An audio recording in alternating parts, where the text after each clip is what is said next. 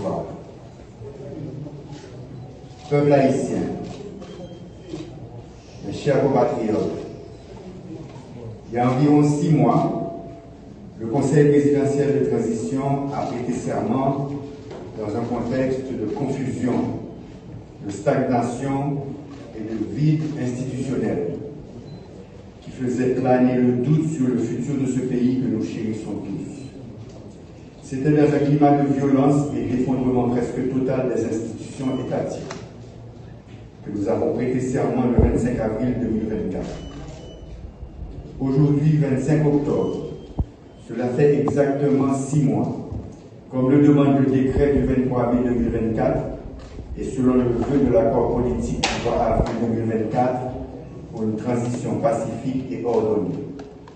Me voici devant vous, entouré de mes collègues du Conseil présidentiel de transition, pour faire l'exposé général de la situation du pays en rapport avec les grands chantiers de la transition depuis que nous avons été installés dans les plus hautes fonctions de l'État. C'est une opportunité de nous acquitter d'un grand devoir, celui de la reddition de comptes envers la nation. Nous sommes pleinement conscients que le choix qui a été fait de nous, par suite d'un large consensus entre les forces politiques, sociales et économiques du pays, nous a investi de la grande responsabilité de faire aboutir le rêve de tout un peuple qui attend impatiemment le moment de recommencer à vivre dans un pays sécurisé, souverain, respecté à l'extérieur et en paix avec ses voisins. La mise en place de cette présidence collégiale, on doit se le rappeler, avait laissé plus d'un sceptique, ce qui est parfaitement compréhensible puisqu'il s'agit d'une expérience vraiment nouvelle dans l'histoire politique récente du pays. Heureusement, les 9 conseillers présidents ont su prendre la mesure du défi. Ils ont pu surmonter leurs différences, leurs divergences et les intérêts partisans pour prioriser la sauvegarde de la Banque nationale et le bien-être de la population. Nous nous sommes mis au travail rapidement, avec pour cadre de référence les lois de la République et les 5 grands chantiers retenus pour la période de transition. Nous avons rencontré des obstacles, mais nous avons aussi franchi des étapes avec une volonté politique affirmée de jeter les bases sûres pour un retour à l'ordonnancement démocratique et constitutionnel. Nous avons pu agir, bien entendu avec des résultats différents, sur les 5 grands chantiers de la transition. En présentant ce bilan, nous sommes loin de nous donner un satisfait puisque le fossé entre la réalité et les espérances légitimes de la population est loin d'être comblé. Ce qui ne doit pas nous empêcher de saluer les efforts et les manifestations de bonne volonté qui ont surgi de part et d'autre pour accompagner le travail du Conseil présidentiel de transition. Tout ceci montre que malgré cette situation délétère, Haïti dispose encore, à travers ses dignes fils et filles, de ressources patriotiques importantes pour commencer à faire inverser cette tendance de descente aux enfers. Gouvernance. Garant de la bonne marche de toutes les institutions du pays, une fois investi, le Conseil présidentiel de transition a mené des consultations pour la désignation de l'équipe gouvernementale chargée de l'accompagner dans la mise en œuvre de cette fragile et délicate transition. Les 9 conseillers présidents avaient volontairement renoncé à choisir un Premier ministre provenant des familles politiques qui les ont désignés. L'accent a été plutôt mis sur les critères de compétence, d'honnêteté et de capacité à mobiliser toutes les ressources nécessaires pour affronter les défis qui s'imposent pendant cette période de transition. C'est ainsi qu'un groupe hétérogène, représentant différentes sensibilités politiques du pays, se trouve depuis plus de 4 mois à la direction des ministères. Nous ne cesserons jamais de remercier ces honorables citoyennes et citoyens qui ont répondu à l'appel et ont accepté de se mettre au service de la patrie dans un contexte difficile. Nous saluons leur dévouement tout en les encourageant à plus de cohésion, plus d'engagement et de concertation pour répondre aux besoins urgents de la population. Il reste encore beaucoup à faire pour redonner espoir. Nous devons agir bien et agir vite, Il y a des souffrances qui ne peuvent plus attendre. C'est pourquoi nous sommes toujours en dialogue, en consultation avec le Premier ministre, les ministres, tous les secteurs vitaux du pays, tous les partis, particulièrement les signataires de l'accord du 3 avril, pour ensemble identifier ce qui doit être corrigé, comment les corriger et quand les corriger. Nous sommes toujours à la recherche de plus d'efficacité. Comment faire plus avec moins? L'État a très peu de ressources. Il faut donc être rationnel dans leur utilisation. C'est ce principe qui avait guidé la démarche dans l'élaboration des 2 budgets déjà adoptés pendant cette période de transition. Je fais référence au budget rectificatif 2023-2024 et au budget de l'année fiscale 2024-2025 qui vient de commencer. Nous prêtons attention à l'efficacité et à la raison d'être de plusieurs institutions de l'État, toujours dans un souci de rationaliser les dépenses et l'utilisation des matériels acquis grâce à l'argent de vos taxes. Nous commençons à découvrir que certains organismes doivent être renforcés, d'autres fusionnés et d'autres ralliés à des ministères. C'est ainsi que la décision a été prise de supprimer désormais le Centre national des équipements qui était rattaché au ministère des Travaux publics, Transports et Communications et de transférer ces matériels et équipements aux forces armées d'Haïti. D'autres décisions similaires sont à l'étude. L'État a très peu de moyens, il doit rationaliser leur utilisation. Le Conseil présidentiel de transition, dans les prérogatives que lui confère l'accord du 3 avril, procédera bientôt en concertation avec le gouvernement aux changements nécessaires au sein des organismes autonomes. Dans notre gestion de la chose publique, nous devons toujours faire preuve d'exemplarité et de responsabilité. Nul n'est au-dessus de la loi. Cela ne veut pas dire non plus qu'il faut ignorer les principes fondamentaux des droits de la personne. Il faut laisser la justice faire son travail en toute indépendance, transparence et équité. Sécurité. Le rétablissement de la sécurité fait partie des principaux chantiers de cette transition. Et d'ailleurs, c'est là que la population attend de nous des résultats probants. En ce sens, nous saluons le courage et la bravoure de nos vaillants policiers et des valeureux soldats des forces armées d'Haïti, même si nous sommes encore loin, vraiment loin des objectifs en matière de sécurité. Ils ont fait de leur mieux pour traquer ceux qui terrorisent des populations innocentes dans divers points du territoire. C'est ainsi que plusieurs bandits ont été arrêtés et d'autres neutralisés. Bien entendu, cela n'a pas été et ne doit pas être notre objectif. Un pays ne prend jamais plaisir à verser le sang de ses fils. Cependant, l'État ne peut pas et ne doit pas abandonner la population à la cruauté et à la violence d'un groupe qui la terrorise avec des objectifs jusqu'ici inavoués. Ceux qui sèment la terreur, aussi bien que leurs soutiens et leurs complices, doivent s'attendre un jour à l'autre à recevoir la réponse proportionnée de la part des forces de l'ordre. Nous avons continué à penser sous terroristes, sous décisions qui prennent à l'État. Dans le moment où nous avons parlé là, nous ne sommes pas satisfaits. La police là doit avoir un plus bon résultat. Il faut que nous suspendions pour quitter le carré. C'est pour citoyennes et citoyens pour circuler dans le pays sans problème. Pour nous arriver dans le résultat nous besoin, il faut que personne dans l'État va chercher à politiser la force police là, comme la police là doit travailler en principe avec professionnalisme. Dans le travail pour force là de renforcer plus. C'est comme ça que je vais informer le pays. Je fais que ce soit écrit le secrétaire général des Nations Unies pour demander au Conseil de sécurité à changer de mission appui à la sécurité la mission maintient la paix. C'est une façon pour force l'ordre de joindre un plus bon support pour côté amis de la communauté internationale. L'état d'urgence qui était déclaré le 8 mai est toujours gagné. Si la situation est pour les renforcer, nous ne pouvons pas hésiter à faire ça.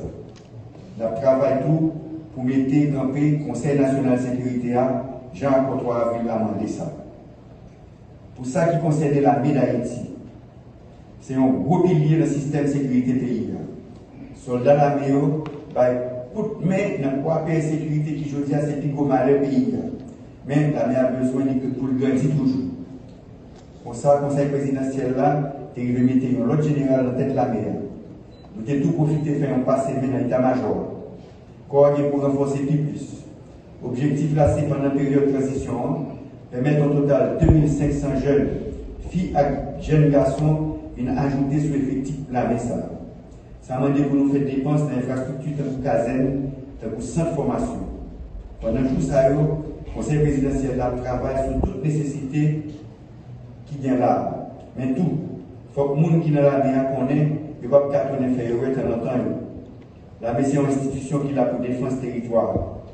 C'est travail un gros honte pour tout le corps, une grosse déception pour le pays qui a l'espoir d'un corps ça. Les politiciens veulent faire tourner nos âmes pour satisfaire l'ambition pareille.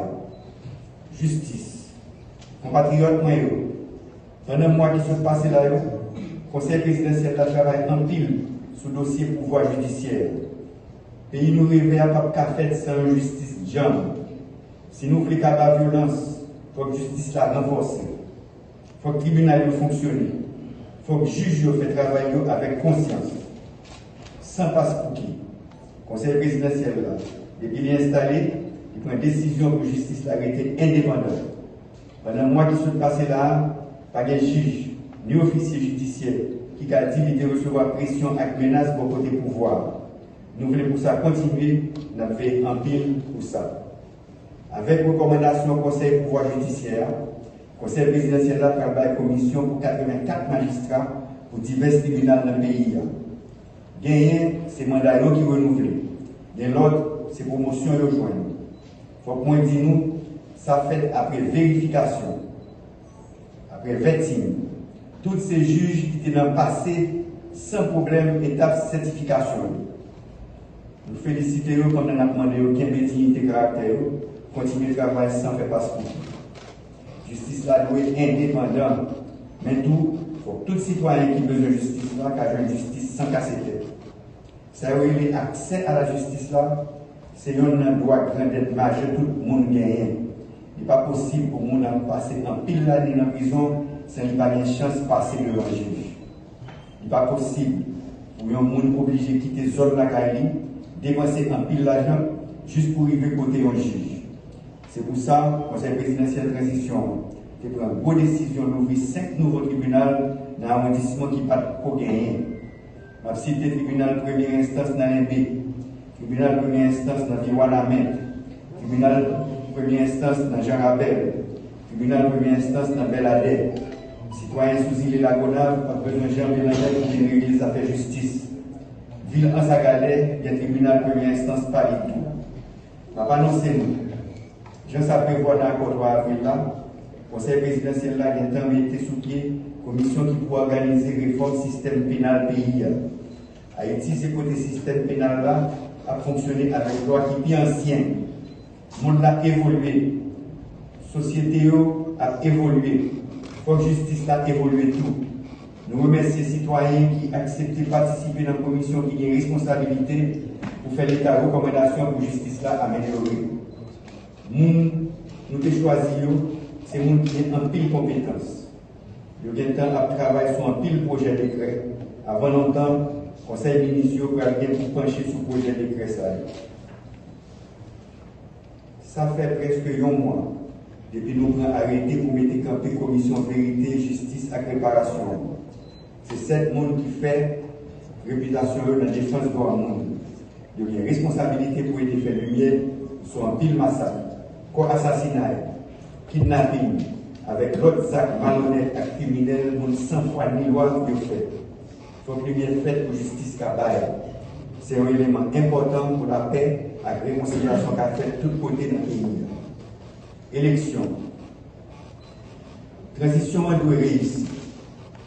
Vle pas vle, il faut que 7 février 2026, je ça prévoit dans l'accord politique 3 avril là, avec Jean-Décret 23 mai 2024 là en début.